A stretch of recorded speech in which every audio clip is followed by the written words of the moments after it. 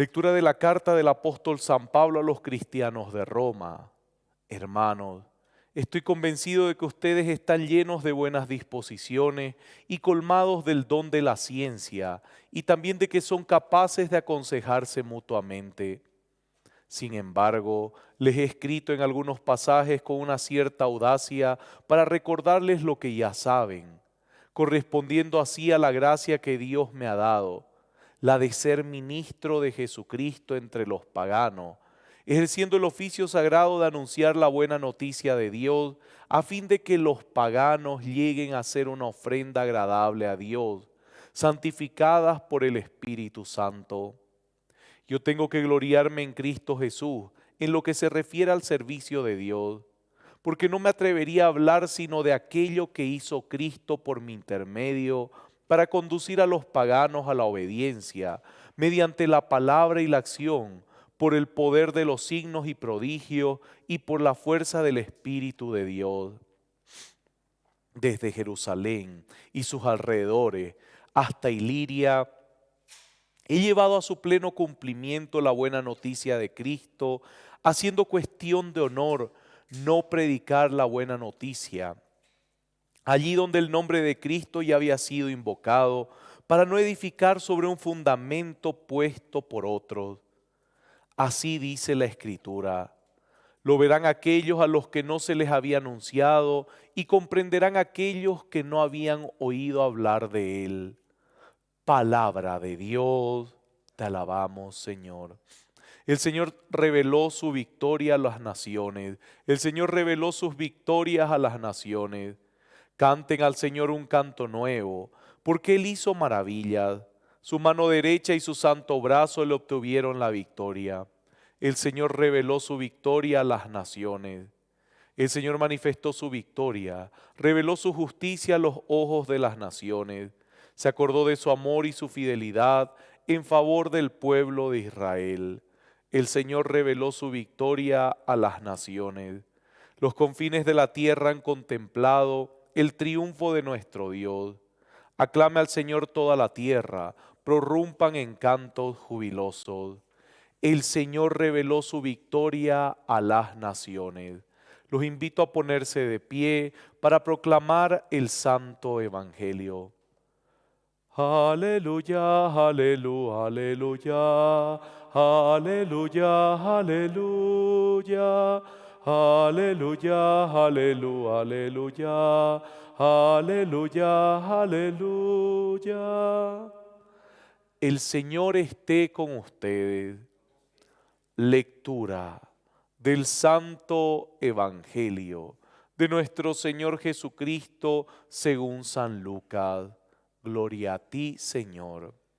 Jesús decía a sus discípulos: había un hombre rico que tenía un administrador al cual acusaron de malgastar sus bienes. Lo llamó y le dijo: ¿qué es lo que me han contado de ti? Dame cuenta de tu administración, porque ya no ocuparás más ese puesto. El administrador pensó entonces: ¿qué voy a hacer ahora que mi señor me quita el cargo? Cavar, no tengo fuerza. Pedir limosna, me da vergüenza.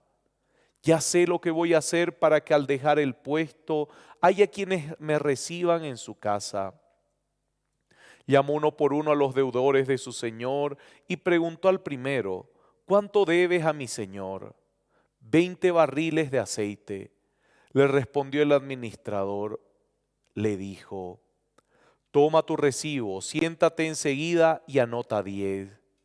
Después preguntó a otro: ¿y tú cuánto debes? 400 quintales de trigo, le respondió.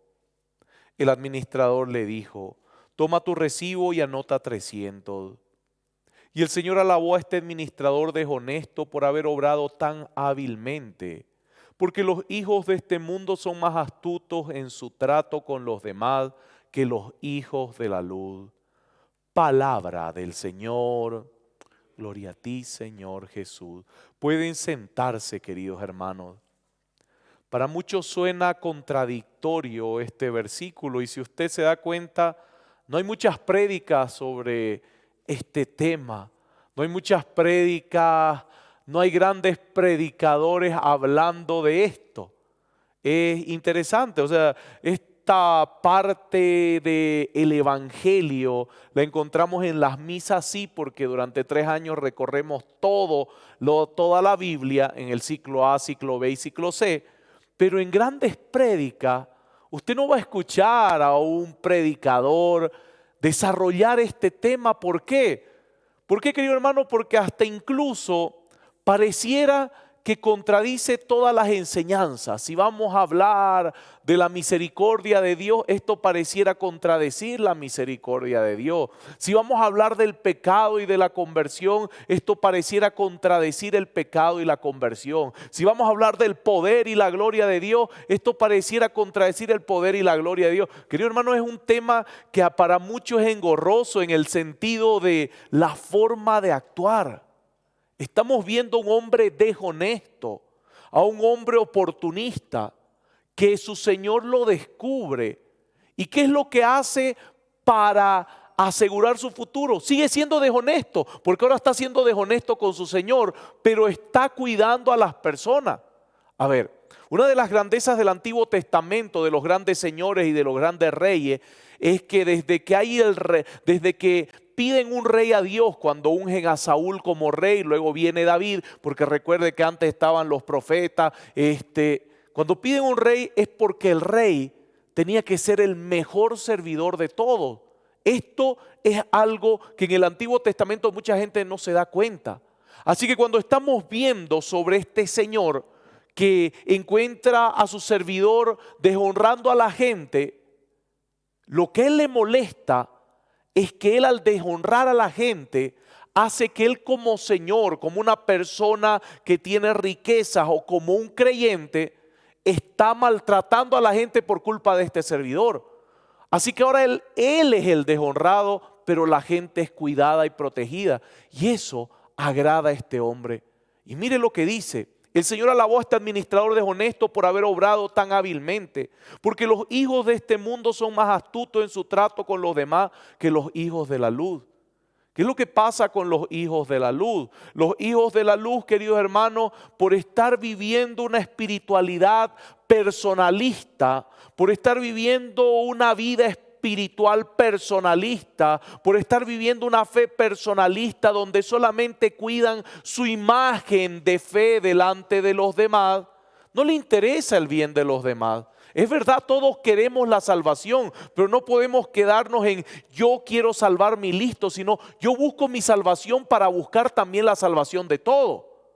Y ese es el gran problema de los hijos de la luz. Y ese es el gran problema en estos tiempos, querido hermano. En estos tiempos estamos viendo mucho ese egoísmo, mucha esa imagen egoísta de la gente con esas espiritualidades egoístas, personalistas, en las cuales se sienten como los elegidos de la iglesia, como los únicos practicantes de la fe verdadera, como los únicos iluminados por Dios, los elegidos de Dios, el resto del pueblo de Dios, los únicos fieles, y los demás son infieles y no le interesa la salvación de los demás. Hacen reuniones que solamente algunos pueden participar porque son reuniones de visionarios que saben dónde va a ser la salvación, dónde va a ser el lugar donde no va a haber destrucción, y como ellos son los únicos elegidos, no le interesa a los demás. Mira, ahí estamos viendo a los hijos de la luz. Ahí estamos viendo a los hijos de la luz. No le interesa la salvación de los demás. No le interesa el bien de los hijos de Dios. Y en la autoridad que tenemos todos de hijos de Dios, en el señorío que Dios nos ha dado en este mundo, no estamos cuidando a los demás. Recuerde que una de las cosas más importantes de la primera comunidad era el bien común. Todos buscaban el bien común, no el bien personal. Entre los que caminaron con Jesucristo, y esto es muy claro y muy bello, porque hay mucha gente que se siente tan elegida que se autodenomina apóstol, discípulo de Dios. Yo soy el apóstol de Dios, yo soy el discípulo de Dios, el discípulo, porque Dios me habla directamente a mí y me dice cosas, me da visiones. Mire, y hay algunos que se sienten discípulos y apóstoles. Pues recuerden que entre los apóstoles hubo uno que lo vendió. Judas lo engañó y lo vendió. O sea, le valió el Salvador. Le importó más sus intereses personales y su forma de vida. Hubo otro que lo negó, que no quiso relacionarse con Jesucristo y lo negó. Y los demás huyeron. Así que cuando nos sentimos muy apóstoles, muy discípulos de Dios, muy hijos de la luz, queridos hermanos, mire lo que dice el Señor. El Señor alabó a este administrador deshonesto por haber obrado tan hábilmente. Porque los hijos de este mundo son más astutos en su trato con los demás que los hijos de la luz. Y es por eso que uno se pone a ver en estos temas de política, que es el mismo espíritu que está actuando en los temas de grupos, comunidades, movimientos, espiritualidades. Mire, ¿por qué para un cristiano, ya sea católico o no católico, le es tan difícil entrar en la política? Mire, esto es interesante, porque se presentan como buenitos, se presentan como santitos, se presentan como elegidos, pero no le interesa conquistar a la gente que es la que vota. Pero ¿qué es lo que hacen los políticos, los que se mueven según este mundo? Ya conquistaron al pueblo, ya lo tienen comprado, ya le han dado regalitos, ya le han dado cosas. Es verdad, no es un gran ejemplo, pero es más o menos para que nos demos cuenta de nuestra forma de actuar. Es más fuerte en los que se sienten hijos de la luz la imagen que tengo delante de los demás que el bien de los demás. Esto, querido hermano, es muy fuerte. Es mucho más importante la imagen que presento a los demás que buscar el bien de los demás. Por eso es que la política está movida por el espíritu del mundo, porque ellos son mucho más astutos, porque no nos preocupamos a la hora de la verdad por los demás. No nos preocupamos si les falta algo, si no tienen las mismas comodidades que nosotros tenemos, si no tienen las mismas seguridades que nosotros tenemos. No nos preocupamos a la hora de la verdad. Son solo una masa que, véanme de buenito, buenita que soy, véanme, voten por mí. Eso ya no le convence a nadie. Eso ya no hace que la gente vote. Eso hace que la gente más bien rechace la fe. ¿Sabe por qué? Porque ven a esa persona cómoda, ven a esa persona que no le falta algunas cosas y no se sienten vinculadas.